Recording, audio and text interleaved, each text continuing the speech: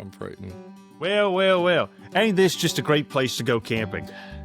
What's up, my fellow camper? How we doing? What do I have in my bag? Good question. I'm glad you asked. What do you have in your bag? Yeah, just Sir? a cord for an audio, for a air purifier. All the good stuff. Your weird Australian plug? Yeah, I've just got 2 copies of the Jimmy Neutron movie game. Yeah. Only the essentials when we go camping. Crazy. Only the essentials. A really good book. Just in case you want to read anything while you're out. My coaster looks just like that, as a matter of fact. Just a really good book. I brought a Majora's Mask. Just that's absolute good. Do you have an expansion? Kong. Do you have the expansion pack to actually be able to play those games? I do. I didn't realize that most people's consoles didn't come with those already. I always thought the red bit was built into it. I can't. When I go camping, I bring the good stuff, and then of course, we've got the penultimate interview with a campfire. No camping trip is complete without interview with a campfire. Isn't that right, Mr. Simpkins?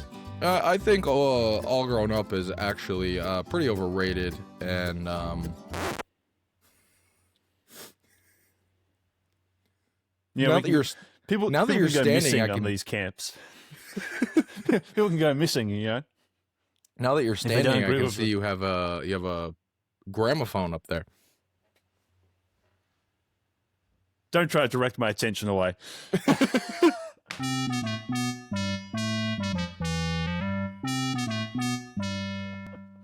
Welcome, everybody, back to another episode of Bikini Bottom Inquirer, where we are talking today about the best. We're inquiring about my absolute favorite of the cartoons of the cartoon world, and probably one of the best specials of the cartoon world, which is Rugrats All Grown Up, Interview with a Campfire. Before we get into that, how are you doing, Mr. Simpson? I'm pretty good. I'm doing well. You bussin'? How are you doing? You actually did go on a trip. You actually did just get back from your trip, so. I did, yes. It was a good trip. It was a fun trip. Went down the coast to my family's holiday house and was zooming around there. Second day that I was there, one of the Discords that I manage exploded because of all the political stuff going on in America. Oh, good. Fun. Okay. Yeah, and so I had to really stamp my foot down because, they were literally, the majority of the people in it were going on a witch hunt against, a few other people in there and forcing them out of the server. Times. And I was like, you motherfuckers, I'm on a holiday. It was quite the chaotic week, I will say. I bet. But my computer exploded. But yeah, we can talk about that later. All grown up. Chester's standing today, and it's making me uncomfortable. Sorry, my legs hurt when I cross my legs with my current chair, so I'm gonna stand up for a little bit. Okay.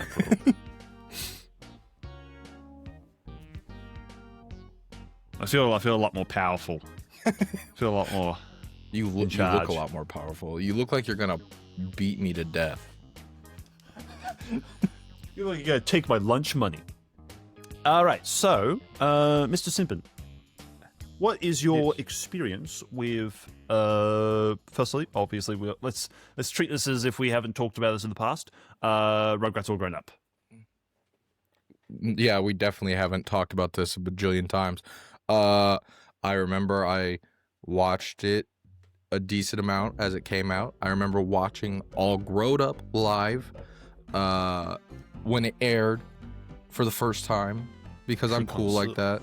This is probably the episode I remember the most, and that's the episode we're talking about. So, yeah, it's one that kind of locked in my memory a lot as well because it really inspired a lot of my older brother's early filmmaking interests. I think because it was so the whole twist at the end really kind of stuck out to me because it was very Nickelodeon didn't do a lot of actually scary stuff, and I felt actually kind of scared by that episode. So. Yeah, it felt oddly a little bit older, which is I think the goal that All Grown Up always had. This is one of the only times it ever actually succeeded in that. It felt a little all grown up.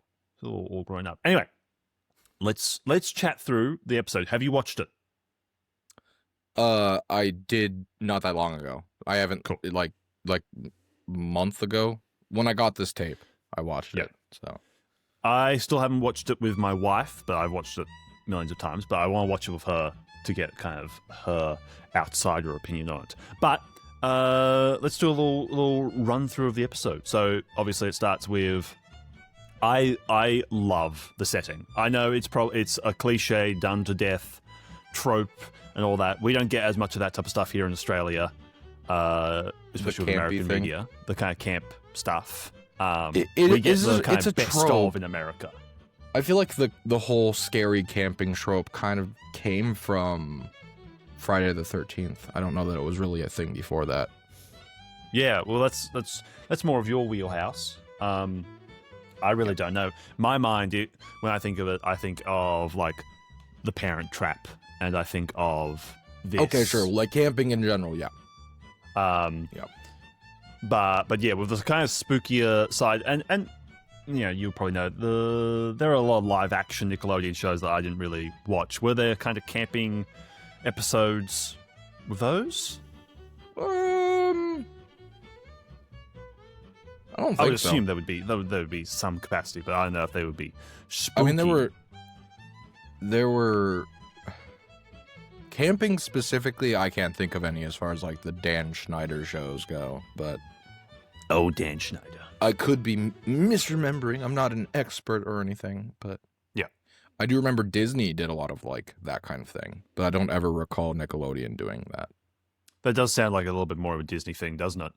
Yeah. That's kind of clicking in my mind a little bit more as a Disney thing. So I love the setting. As someone outside of America, well, thank you, dear. I love the setting slightly more. Did you ever experience this setting? Oh, camping, yes. Actually, but going to a camp, like a full-on like summer camp kind of thing. Not so much a summer camp, but I've been to like camping weekends with multiple other families. Right. Well, I've done both. Not an official type of thing. How does it connect to the true camping summer camp experience? Well, it's kind of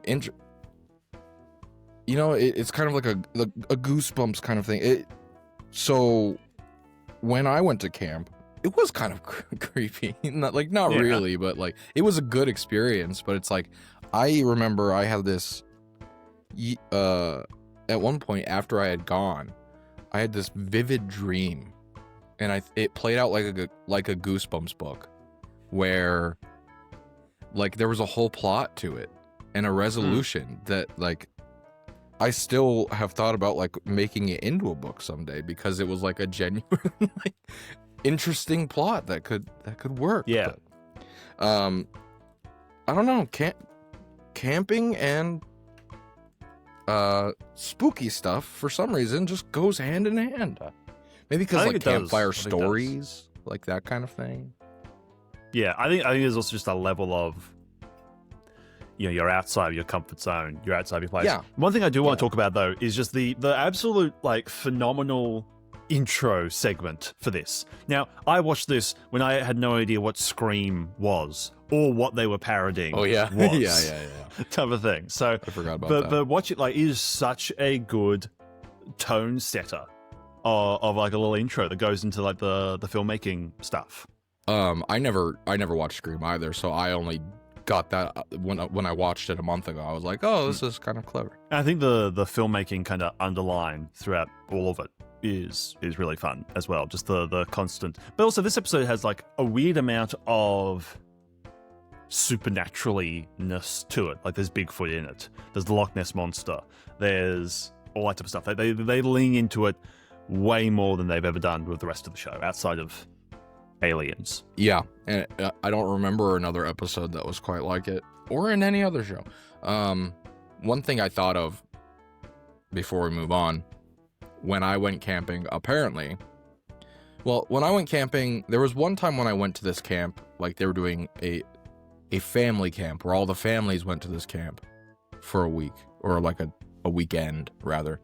And I had this best friend at the time who every time he went camping would sleep talk like very loudly and clearly. So these cabins had no electricity. It was just sheer dark at night. You couldn't see the hand in front of your face. And I remember laying in bed one night when I was sharing a cabin with him, and he was like, he just started shouting things. And the one that I remember the most was he was like, "My hand! I can't see my hand!" And then screaming at the top of his lungs. I wanted to do it, but I'm not gonna peek the microphone. And then his dad's like on the bunk under him, and is like, "Shut up!" And he's not conscious. He doesn't know what he's doing. Yeah. I remember he said something like, "Who put this table here?" And it's like, what are you talking? And then I remember apparently I was told by my camp mates, my bunk mates, during one of the summer camps I went as a camper, that I got up in the middle of the night and just started walking back and forth through the cabin, like sleepwalking. Just there's a level of scariness. There's a level of scariness to camping. Apparently, I unzipped people's bags. That's what I was told. I have no idea, but yeah, I would fear going camping now, and there's a level of fear. Like, we do some share house stuff occasionally over the holidays when we all go. Us and a bunch of friends go to like the same place together. But I'm gonna fly down there. We're gonna go camping. No, please not camping.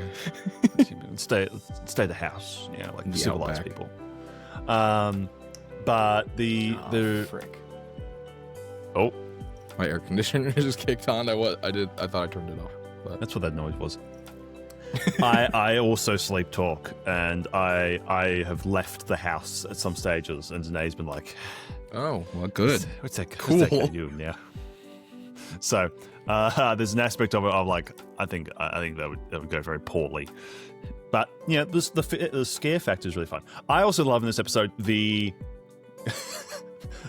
the play thing. I did so much theater. That was weird. A kid. Yeah. I would like, as I was watching the episode, I was like, why are they doing this? I was like, what is the point of this? They had two ideas for a special, and we're like, we've got the theater episode and the camping episode. Right, and maybe other camps, maybe other summer camps did like theater. Mine never did.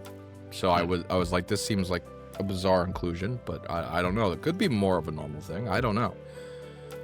But the intro, you talked about how it's a Scream parody, and then they go into camp, and I believe I heard when I was doing research, it said something about how their designs were this was like the one episode where their designs were kind of in between, where like their clothes had changed to their future clothes or something, but they all wear something very different this episode. That's one thing.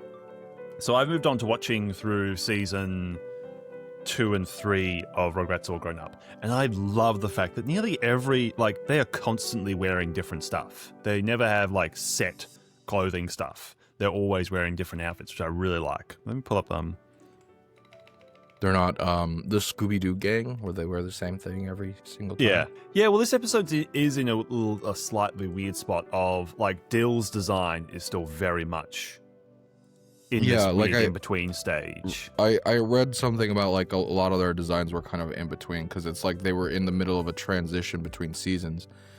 Doesn't seem like it's exactly agreed upon which season it's included in, maybe, because it's really more of a special. But yeah, I mean, I believe it aired during the season 1 run. I would consider it a middle point, if not the start of season 2. Just because of the animation wise, and because it's very different from the 13th birthday episode, which I consider to be the end of season 1. Like, you cannot put those together like back to back and say this is also part of season 1. I just don't think you can. I don't think you can. Fair I will enough. fight. I will fight anyone that get on the Discord. We'll have it out. Channel membership, you guys. Join the channel's membership. You can have it out with Chester if you join the channel membership. So the plot of this in general, was this the first episode? We just talked about season 1. I don't think it is. Mm-hmm. I was gonna say, is this the first episode that introduced the idea of Tommy being a filmmaker? But no, I think there were other season 1 episodes that there were other ones that were very heavily. There was Truth and Consequences was the first real big one. But this is the one that I think really isolated it and made it. This is Tommy's character. Right. There's like 2 plots. There's Tommy trying to make a film, a scary movie, and then everyone else is fighting over doing a play. The duality of man. And then I guess there's like the part 2 where they learn the scary story and go off, and What were some things that really stuck out to you episode wise that you thought that you would like to chat about a little bit? Because I can talk about any of this, and I will. I'll just let you guide the conversation. I don't know. But the main thing is the ending, and I don't feel like we can talk about that yet. No, we got to build up to that. One thing that Danae pointed out that I thought was interesting is when we started watching season 2, and we skipped over this one because we hadn't gone to this. Like, I was like, we'll do this one as. You got to wait until Halloween time. We'll wait for even though apparently you don't really do that. No, we don't. But she pointed out that Kimmy's design is a lot better from this kind of point onwards. She said she was like, Kimmy doesn't look at all Asian in the first season. She looks exactly like all of the rest of them. She doesn't look like, Asian at all. She doesn't. She has the exact same design as all the other kids. The way you set that up, though, you're like, my wife today said, Kimmy's design looks a lot better from this point onwards, and then you pause and you're like, she doesn't look Asian. Pause, and then you say in season 1.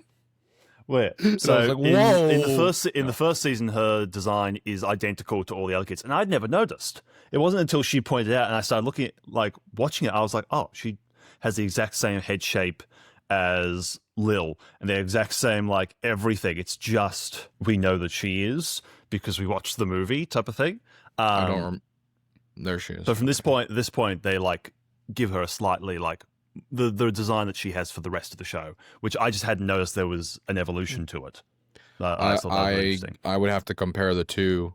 I can see her design on the back here, but I don't remember what the season 1 looked like. I think for people like us that have been watching it for so long, it just blends in of just like that's Kimmy. Yeah. But for Danae watching it, it was like, oh, there's a clear change here, which I thought was cool. I do like that it's kind of this little transition point between the kind of character designs. But you cannot talk about this episode without just talking about the sheer ambience of the episode. Is so phenomenally well done.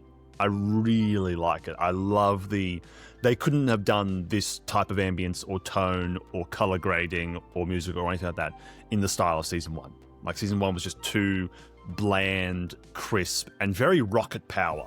Like visually, it was very rocket powery in its just like flatness. This one has a lot more kind of color depth, contrast, and the ability for you to push it like ambience wise. And I really like that. Was Rocket Power still on at that point? I feel like it was probably.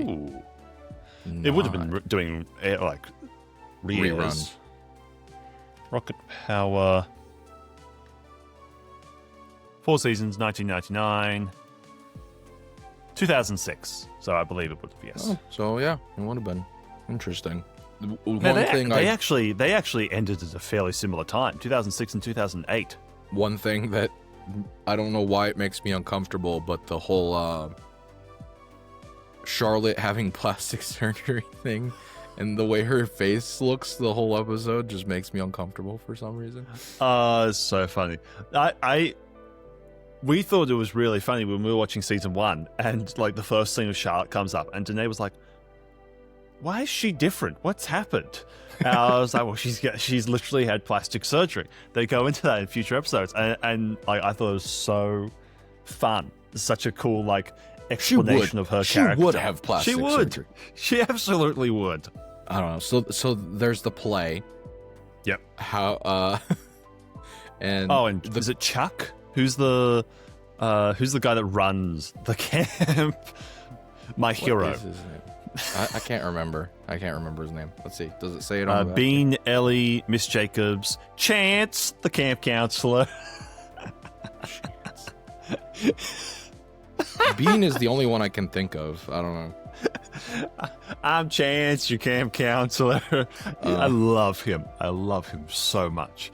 I was gonna say they kind of do the whole thing that they always do. Like it feels overdone in the show, but like Angelica versus Susie, who can sing or perform better, blah blah blah blah blah. Who's gonna get the starring role? And it's like, who could possibly? Who? The person that clearly is established that talent. Yeah. And then of course all the adults start fighting over roles as well. This is the only time I think I've ever seen Howard show any form of real emotion or like like anything. He finally comes out of the closet and yeah.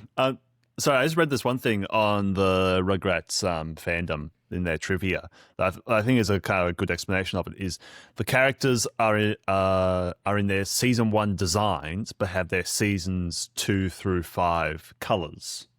That's what I was kind of trying to say before. Was that I thought it was the clothing, not the colors, but I guess that's what it was. It was that it's their season 1 designs, but they've been updated to some of the season 2 elements. So it was kind of weird in between. Which makes me feel like it's an in-between point. It's not past season 1 or 2. They also say this is the second time Chucky wears a flannel shirt. The first was in Rugrats. Ooh. I think I read that as well. Forgive me. It's been a long time since I've watched the whole show through. Is this kind of one of the first episodes that really... Probably not. I feel like the adults were explored a lot more in this episode as far as like seeing how they interact with each other. I would definitely agree. Something I noticed in watching season 1, you can clearly tell there was a heap of focus put on Betty and Chaz. So yeah, well, because they own the coffee shop. Java Lava. They are in like nearly every episode, and they've got funny segments and all that. But then Tommy's mum and dad are in probably a quarter as many, with a quarter as many funny moments. Angelica's parents, I don't think Angelica's dad was even in season 1 at all. Her mum was in a few episodes. The dad might have been in 1. I'm sure Drew was in there at some point. I don't know. But this episode was like all of them together doing something. Right, I was going to say at the very least, it's probably great. Even if the other adults have been explored, it's probably the first episode like where everyone's together. Yeah. Whereas like absolutely. Rugrats did that a lot because a lot of Rugrats episodes were like, oh, we're all at this event and the babies run off and go on an adventure at this whatever event they are at this week. Yeah. Which I think was the golden formula for Rugrats in so many ways, because the parents were so fun and so entertaining. The show would never have worked if every time you cut away from the babies, it was boring, and you're like, "Can we just get back to right?" Well, it's like they gotta find a way to get them out of Tommy's house, because a majority of the show takes place at Tommy's house. But when they don't want to be at Tommy's house, they have to come up with an excuse for why all the babies are together, because they can't just hang out together in Rugrats, whereas in All Grown Up they can. They're cognizant. Sorry, I reckon let's get into the mystery stuff, because I found a really cool trivia thing. So obviously we're dealing with like the mystery here and some of the spookier elements where it's kind of discovered that. Remind me of the story. The only thing I can think of at the end is ain't got no brain or nothing. Okay, so settlers, I think is what they said. Settlers come into the area and start basically dying off there's a really hard like winter or something, and they keep sending people off who never return. And somehow that is transformed into a story. Well, like Chase is transformed into a story about them discovering. Like the ones who do come back, they're the ones who ain't got no brain or nothing. Back. No, the wagon comes back empty, and then they add in. There's no correlation to why is then believe that they are zombies, because the wagon came back empty, and there was no one in the wagon. She said something about how the people who return. I don't know. I don't remember. Or was it the people that were left turned into zombies? I just remember like there's got to be a reason why she said that, like they ain't got no brain or nothing. But no, it's the double negative. Ain't got no brain or nothing. That's what Tommy said. He's like, wow, that was scary. He's like, yeah, the story was scary. He's like, no, the double negative. Yeah, so and then they discover they go out to try and make their film of all this, and they discover that basically there are a bunch of old coal mines that I feel like would have been there after the settlers. Anyway, a bunch of coal mines that the settlers fell into and died. And was it a coal mine? Well, yeah, it would have been because there's the cart that they use later. So yeah, it was. Yeah, the blocks. I don't know. I don't think they put a whole lot of thought into the logistics of how this would have actually worked. But you know, whatever. Yeah. So they discover there were no ghosts after all, and all's well that ends well. And then they end up. Tommy's like, "Oh, this is perfect for my movie. Let's go find it." And they run off. And then later the adults follow because the adults are the outcasts of adults who aren't a part of the play. Chase has ostracized them. He has cast them out into the wilderness. Lil finds the journal. That was one thing is on the cover here. She's got this book. And it almost looks like she's saying an incantation the way she's holding her hand up like that. I mean, I think the idea is supposed to be that she's reading a spooky story. She does that while she's telling the story. She does. Yeah, I think it's supposed to be like, ooh, but I think that's supposed to be the journal. I don't know, but yeah, I would assume so.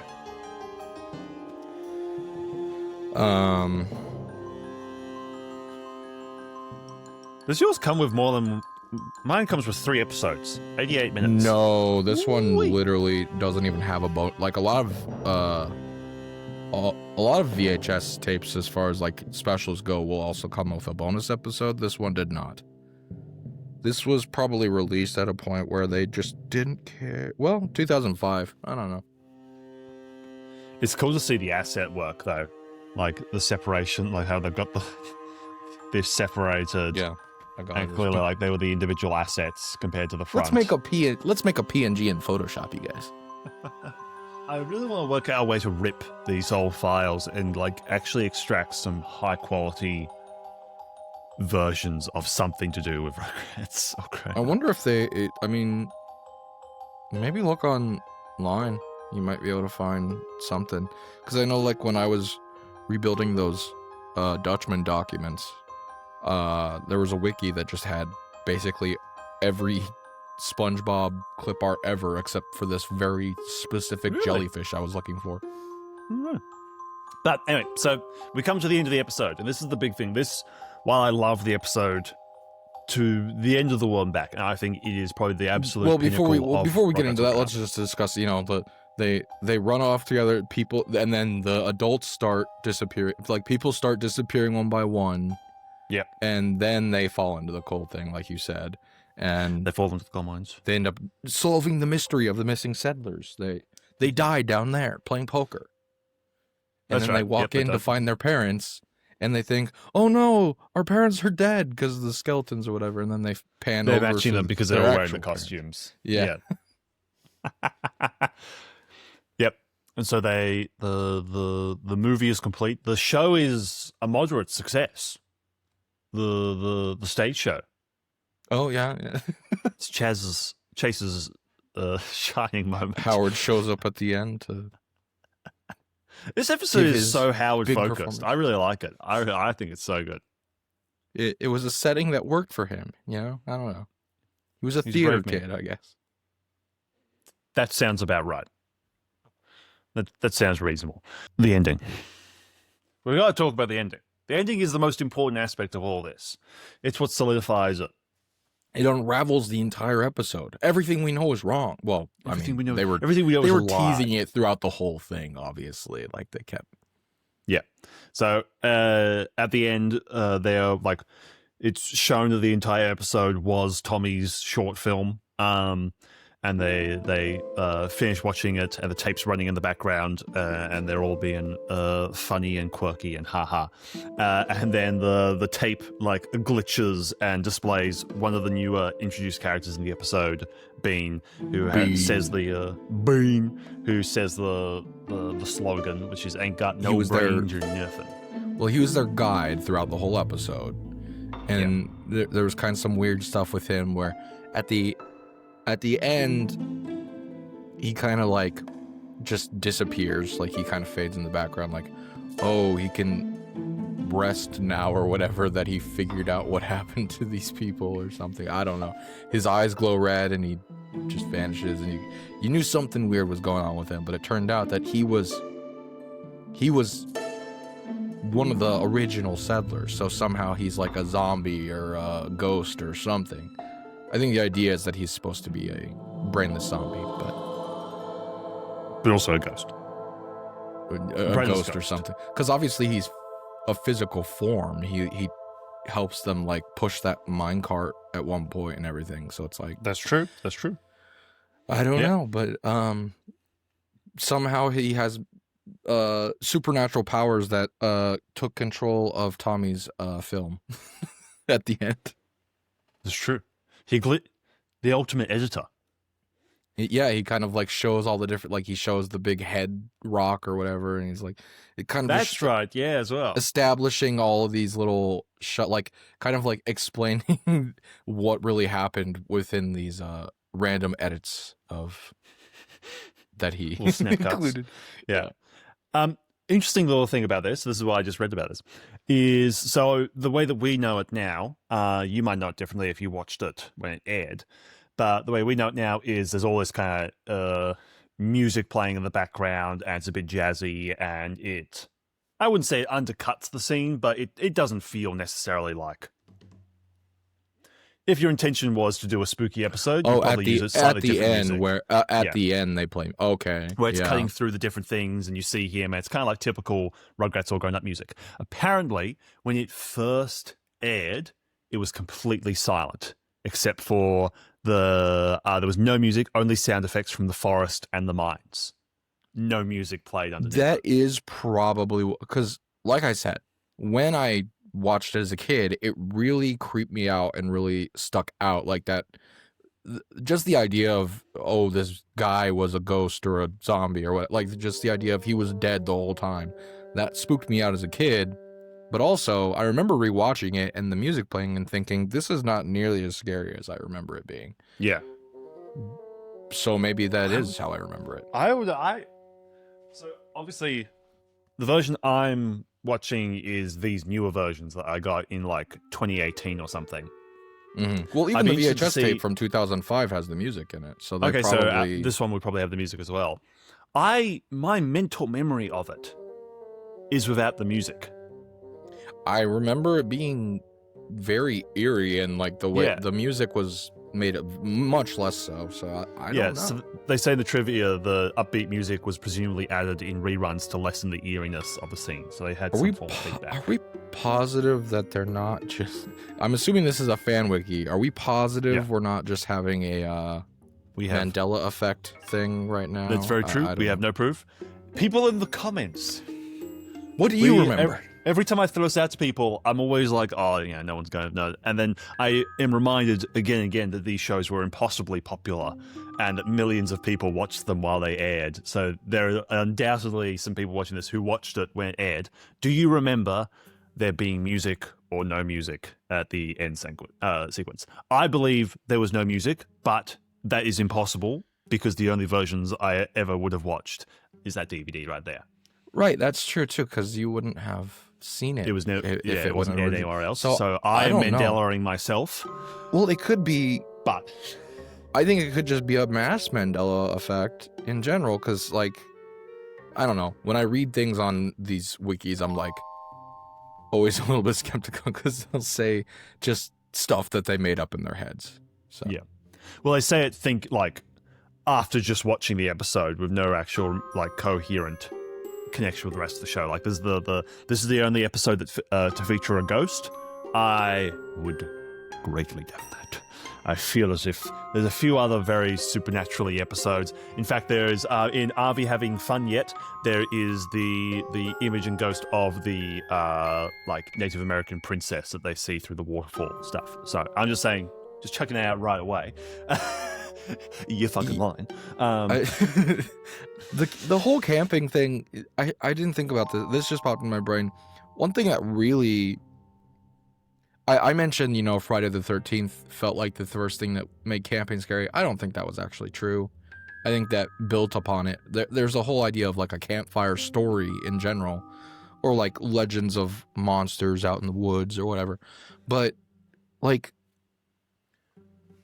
Goosebumps utilize, like there's so many different Goosebumps books that just take place at camp.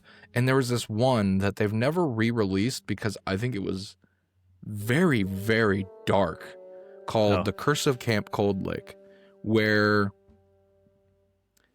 this girl tries to fake suicide because she doesn't get enough attention, basically, and she ends up like dying or like half dying, and has to this ghost starts following her around, like she's a ghost. She becomes a spirit on the campground or whatever, and like this other little girl spirit follows her around and is like leeching off of her, basically. It like just the whole there are some things of Goosebumps that just like you I just opened up I searched this up, and it's a cover of Camp The Curse of Camp Cold Lake. It's super scary, and it's next to a Goosebumps book called My Best Friend is Invisible. Yeah, exactly. It's like some of them were so stupid, and then there's that one that like would never be written today. No. R.L. Stine would never write, oh yeah, this girl tries to fake her suicide and ends up actually drowning. But I just remember me and my sister read that book from the school library, which this book was allowed in the school library, and just we were both kind of traumatized from it, because just even the cover is creepy, but like the story itself is also just disturbing. So yeah, camping is scary, you guys. It is scary. It's spooky scary, and no one should do it. No one should do it. I'm a big glamper. If I have to, concept. I don't know. I've never full on glamped. If you remember the episode, let us know. Let us know if you remember the music stuff. Let us know. The turtle, I forgot about the turtle. It was just in the background. The turtle that chews on goodbye, Phil's Snappy toes the whole time. No, Shelly. Goodbye, Shelly. It's been real. Painful. I think it was the episode. It must have been rerun a lot, because it's really the episode I remember the most. It must have been like so popular that they're like, let's just keep playing it over and over and over. This one and River Rats are really yes burned into my brain of just like, and like my image of American countryside and American like just in general is very tainted by these two shows. I just imagine everyone's either doing whitewater rapids or camping. The thing is, it's like America's such a big place. There's so many different parts of it. Like, do we know what area this is supposed to be set? Well, this like looks kind of the West Coast for sure. I don't know that they've ever fully said, but if you look at like the architecture of like their houses and stuff, it looks very also like they have LA or New Mexico. Like I would say probably like it was kind of supposed to be California. It would be my guess, but I don't know that for sure. Well, they also have like they don't have snow in their Christmas special until like at the very end. It's like Oh yeah, yeah. It's hot. Like they're walking around in t-shirts and stuff. Their Or, their like architecture, the architecture of their house is almost more Oh, it's the thing. It's the thing. Mexican. It's the meme. And it's really silent now. Ain't got no brain or nothing. Nothing. Spooky. Ah! See, like the house, like that's not a normal American house. That's like that's a different kind of architecture. I don't know what you would call that. Even though I took a class that was all about different kinds of architecture. I can't really place that. It's Stu and Dee Dee are very clearly meant to be images, like recreations of Klasky Supo, because they came up with the idea when they had a 1-year-old. And like that's the general idea. Where did they live? You could probably even look up where did Los Angeles, California. Yeah, that's what I thought. Was it seems like the architecture's very California, or like I would expect that to be like a kind of Mexican, like maybe New Mexico kind of thing. Southern California. So yeah, that would be close to Mexico. Yeah, and they started their business there and operated their business there for like. Well, like I looked up where did the Rugrats live, and it says it's an unspecified location, but it's strongly connected to Southern California. True. Interesting. Very good. Well, there you go. That is the one of the best Rugrats All Grown Up specials. We should probably do our watch-alongs. favorite episode. I think it's probably my favorite. We should do watch-alongs at some stage for this stuff when we've got some more members. Do some watch-alongs on Discord. We'll do some monthly. Jump into voice chat. Just get drunk. I can't.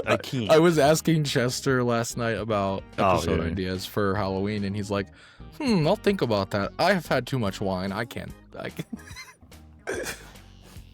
Yeah. No, well, it was a mixture of that. I had been writing, and my brother lives a street in front of me, and he sent me a message. Him and his 2 daughters were playing in the lane. So our houses have lanes, so they've got the 2 streets on either side. And he asked if I wanted to come over, and I finished the page I was writing, and I went over, and we had some wine, and we're chatting, and I had to run back to cook dinner because I've got the in-laws staying with me and my wife for a few weeks. Again. That's fine. And so I had to cook dinner, and so I'm doing that while also like I had a bit too much wine, and I'm trying to work things out with you, and like you messaged it, and I was looking at the message, and like I literally cannot think of a single cartoon right now. I literally no cartoon. I'm looking at the message. I'm like, what's SpongeBob? Like I'm fully in control of all my capacities, but I cannot think of a fucking cartoon. I was thinking about, like, there's the SpongeBob Halloween episode. There's probably some Rugrats Halloween episodes, but would we really just want to go through episodes? Like, there's got to be some other ideas that we could do. But yeah, it's Halloween time, you guys. By the time this goes up, it should be October. It should be spooky time. In my heart, it's been spooky time for like a month. So, here in America, we like to celebrate spooky time, and you know what?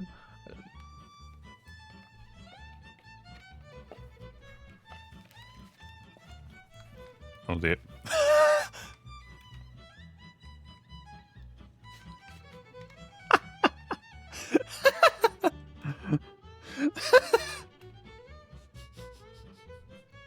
He's the leader of the bunch.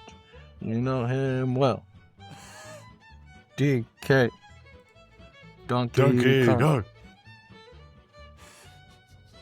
So this was my intro ideas. I was just gonna wear this mask and just silently stare at you. 'Cause Halloween. Ha ha ha ha. I paid $30 for this mask at a comic convention. I saw it and I was just like, I have to have that. How do you feel about it? I'm a little bit uncomfortable, but I will say I do have Donkey Kong 64 right here. Yeah. Yeah, I was about to say we had talked about in the last episode, which only just went out. I literally posted the episode right before we recorded. I'm so sorry, guys. I've been having every time I edit now. First of all, I'm slower to edit than Chester is in general, but my computer is horrible right now. Where did my glasses go? Mr. Has been removed from his editing position. He has been returned to his rightful position of backstage monkey. I'll still edit backstage monkey.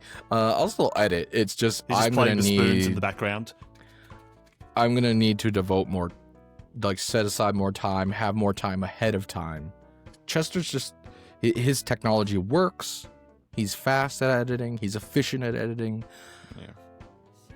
And clearly I'm not, because we keep missing deadlines. It's all my fault. It is. No, it's fine. We should discuss. We should discuss. My good lord, while we still have a few minutes together. What are we doing? What should we be doing for our next investigation? Now, we had a chat with some of our wonderful members. Our wonderful members being Local S'mores Pop Tart and Pepsi Man. On Pepsi Man. Dun. Obviously, we've got Nicktoons Dice of Destiny coming out. I have the busiest week of my life ahead of me. Oh, cool. Fun times. Which is going to work great with the release of Dice of Destiny. When does it come out? Clients and editing every single day this week. Oh boy. It comes out the 29th, doesn't it? Tomorrow, for me. Oh. I think, or it's hot day. Nicktoons on the Dice of Destiny. 30th, so in 2 days. 2 days for me. I have no money. What am I going to do? I'll get you. I gotta play it. Don't worry about, buddy. I'll get you a copy. Can I get it for you on PC so it's easier for us to play together? Theoretically. Because I ain't playing that shit. I ain't getting that. Well, I will get it on Switch eventually, but I don't want to get Switch online. I would so think my computer should be able to run it. I would think. I can't run Dice of Destiny. We never got that review copy. Sad day. No. So I believe the supporters, by the way, support the show. Jump over, become a member. $2 a month. $2 a month. And you get access to the Discord, you get access to stuff early, and you get to help out with some investigations, and you are credited as a supporter of them. So please. And we might at some stage start doing watch-alongs and game-alongs and stuff like that. We want to do more with it, but we gotta build it up. We got a couple people in there, but we want more people to hang out with. Give us ideas for what to do with members, you know? Yeah, bust it down. Tell us, like, I would join membership if you guys did this. I would join membership if you guys we need to make some talking about something else. What? We need to make some emotes. There are emotes. I've already put them in. Oh. They get emotes. They get what are our emotes? They get little things. I'll send them to you as well. Okay. I think they're mostly me. Nah, I stole some of your PNGs as well. Like that's not your PNGs. Anyway, I believe they voted for doing one on Attack the Twonkies rather than AWE Games. Yes, I do remember that. Attack the Twonkies. And AWE Games is the big one. That's the big one. Yeah. No. I mean, it's hard to. That's the one that's just. It's hard to find anything. I don't know if you've looked. Have you looked? I haven't started looking for that one yet. Okay. Maybe what we do is we'll do that as our return for season 2 investigation. Yeah, You know, because we'll have a few months off. Spend some time on that one. right. I'd say around Christmas time, but we'll be doing a lot of other stuff then, probably. It'll probably be more in like January or February. Yeah. Well, no, I wasn't saying that was when the season would return. I was just saying like we could do that investigation then, but I think we'll have other stuff going on. So We will.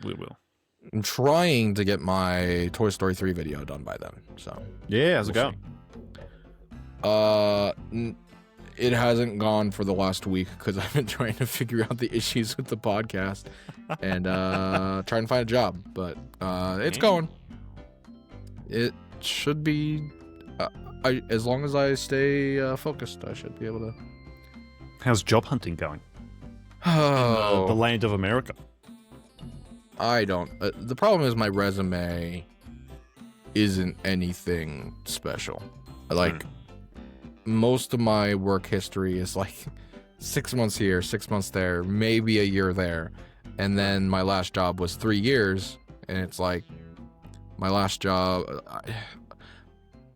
There are other things I'd rather be doing. I decided to start doing some like not formal school stuff. Although I think it's considered like you could get a degree with what I'm doing. Like it would count towards college credit. I'm doing some basically college classes, even though I'm not paying like college level tuition for it. To try to get what is called a CompTIA A+ certification, which is basically what I need for IT work.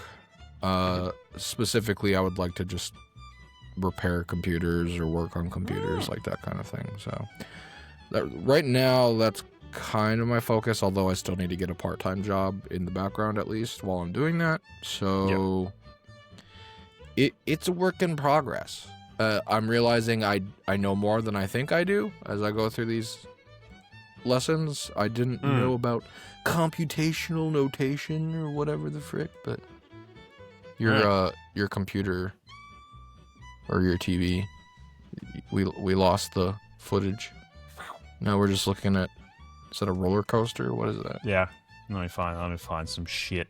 Theoretically, I feel like I should be able to get a job fixing computers, but they want the certification if they're going to hire you. So yeah, I know enough to get by, and I would learn more as I went, but it's probably better to have that anyways. So you know, we out here. one thing that I noticed editing that last video, part of it I think was that I was popping mints, but I slurred a lot of my words as in that episode, and then you just kept saying unhinged shit. You were like, what? You were like, oh, what were all the things you said? There was one point where you were just like, some people don't deserve skin. Or like, oh, what else? Right? You just kept saying some crazy stuff. I was like, whoa. Some people don't deserve skin. I can't remember the other ones, but that one stuck out to me the most. You were like, right. So I can't remember exactly what it was even in response to. I think I said something about TMNT fans. Oh, you were like, some people don't deserve skin. Oh, if it's Teenage Mutant Ninja Turtles, I stand by it then. That seems oddly reasonable. I also noticed you every time you talk about Battle for Bikini Bottom Rehydrated, you mistakenly say Rehydrated Relief. Yeah. I know. I You're like, that up, Rehydrated Relief. Yeah. I don't know, man. I don't got nothing about it. I don't need to take any of this. I don't need to take any of this workplace abuse. I'm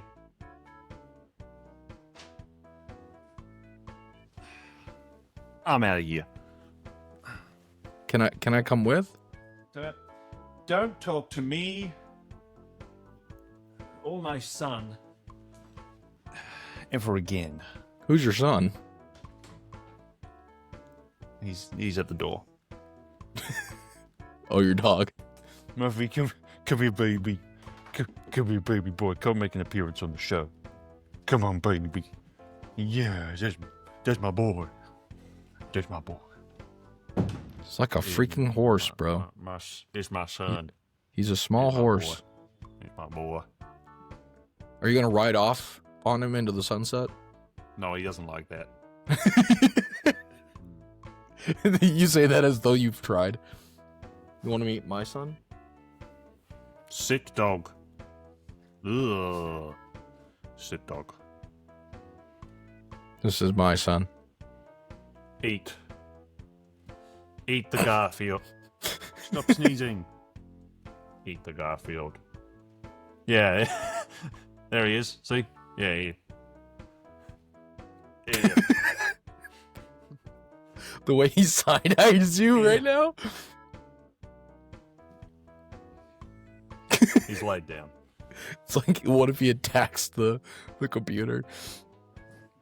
Alright, well, thank you so much, everyone, for watching and joining us for this episode of Bikini Bottom Inquirer. Thank you, Who Needs Normal, for joining us as well and adding all of your incredible insights. I have a lot of insight. I'm probably the smartest person I know. I am the most insightful person I've ever spoken to.